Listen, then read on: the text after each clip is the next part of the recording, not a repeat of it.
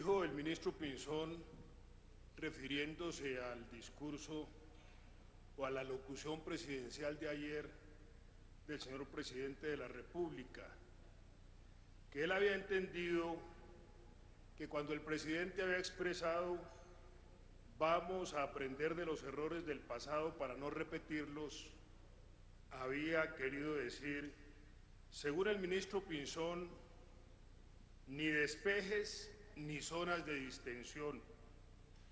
Señor ministro, yo entendí lo mismo que usted, porque el presidente no dijo que no habría más secuestros.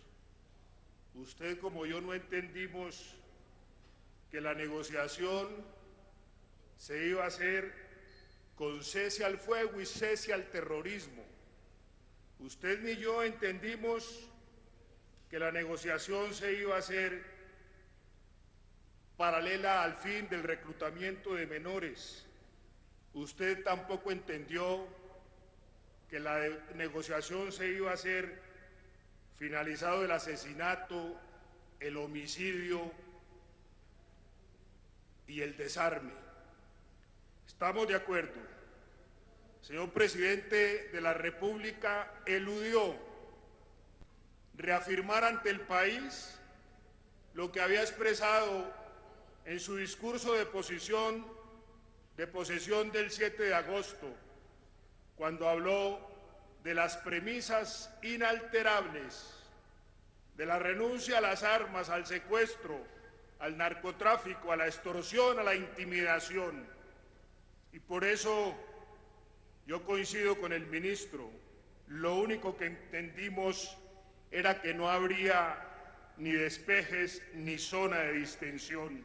No hay que hacer mucho énfasis en que se mantendrán las operaciones y la presencia militar sobre cada centímetro del territorio nacional, ni más faltaba. Esa es la responsabilidad, el cumplimiento de la Constitución, la obligación del jefe del Estado como comandante supremo de las Fuerzas Armadas.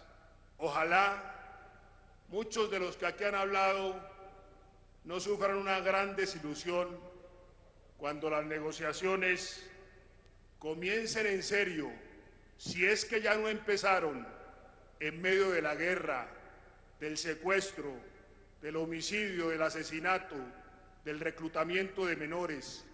Porque lo que se nos ha dicho es que las negociaciones se iniciaron desde el mes de mayo y a pesar de ello el gobierno callaba. Sus ministros, entre esos usted, o no sabía o no le habían comunicado. Yo le creo eso, no puede ser de otra manera, cuando hace unas semanas dijo que no había negociaciones, que no sabía de negociaciones, y lo propio dijo la canciller. Parece que el único que sabía era el presidente Santos y el presidente Chávez y el presidente Castro y las filtraciones que nos informó el presidente o el expresidente Uribe en Colombia. Pero parece que esas preliminares, negociaciones preliminares, vienen de lejos. ¿Cuánto más van a durar, doctor Juan Lozano, para que se cumpla esa condición anhelada y obligada del señor presidente de la República como premisa inalterable de no negociar si no hay renuncia al secuestro, a las armas, al tráfico, a la extorsión y a la intimidación?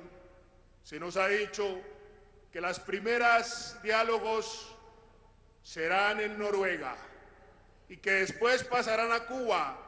¿Cuántos más acercamientos tendrán que hacer para que pasemos de esta etapa dolorosa, de ese diálogo iniciado desde mayo, como aquí se ha expresado, que los periódicos nacionales lo informaron como El Espectador, para que de una vez por todas pasemos a la verdadera etapa de negociación, donde no haya esta cantidad de crímenes contra el pueblo colombiano?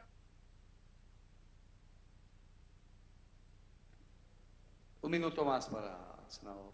En medio de lo que está sucediendo, quiero expresar también que el ministro habló de la moral de las fuerzas militares. Yo estoy de acuerdo con usted, pero la moral a las fuerzas militares no se les devuelve permitiendo que las pateen, que haya vejámenes contra ella. Y aquí quiero exaltar su posición inmediata como reacción a que esos atentados fueran investigados por la Fiscalía.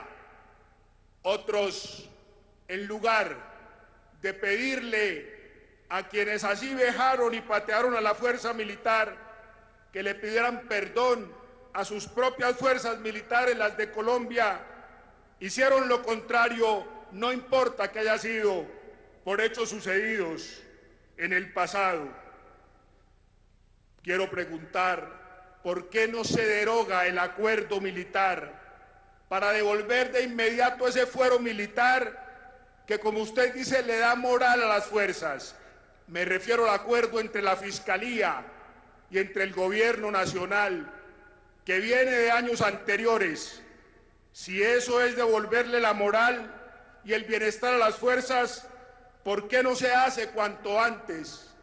Quiero preguntar, ¿por qué se permitió que la caja negra de un avión del ejército colombiano, de la patria, estuviera en manos de quienes la capturaron y no fue el Ejército Nacional de inmediato, sabiendo que allá estaba por ese artefacto fundamental?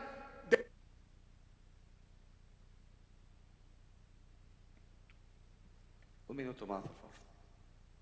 Caja negra que se pudo manipular, que se pudo golpear, que es la real prueba de qué pasó con el avión del Gobierno Nacional.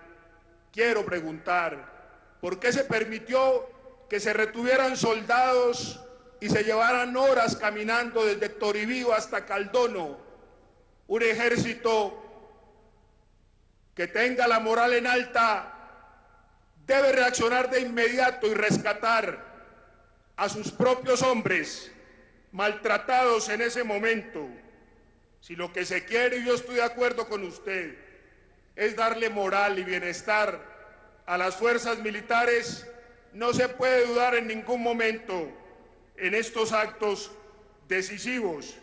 Y finalmente quiero expresar, porque el señor ministro, quien tiene toda nuestra consideración y gratitud.